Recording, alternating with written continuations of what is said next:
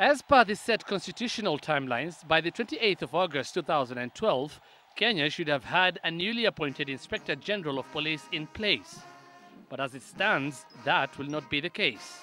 It is unfortunate that we still don't yet have the Police Service Commission. The Police Service Commission has, among other crucial functions like recruiting, promoting, transferring and exercising disciplinary control in the service, and is also supposed to shortlist nominees for the position of Inspector General of Police. But the constitution of the National Police Service Commission has stalled and has been marred by controversy thus far, with the Prime Minister having renounced an earlier list forwarded to Parliament by the acting head of public service, Francis Kimemia. It was an issue of names. And, the names that went to Parliament have been rejected by Parliament. And we have already more or less submitted other fresh names. So we hope that the Police Service Commission is going to be constituted, or the names will go back to Parliament in the course of this week.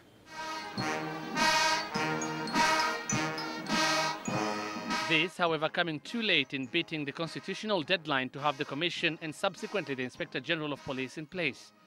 According to the Constitution, a new head of the service was to be in place 2 years from the promulgation date. And thus, this leaves room for any aggrieved Kenyan to seek the court's intervention on the same. Professor Fred. Meanwhile, drafters of the Constitution took stock of some of the challenges in its implementation, particularly decrying political interference in the Leadership and Integrity Bill and the executive's failure to respect the new dispensation. We have witnessed particularly an attempt by the political elite to shield themselves from the provisions of this chapter. And these attempts are manifest in actions such as providing and submitting bills that seek to evade and undermine the principles, the constitutional principles.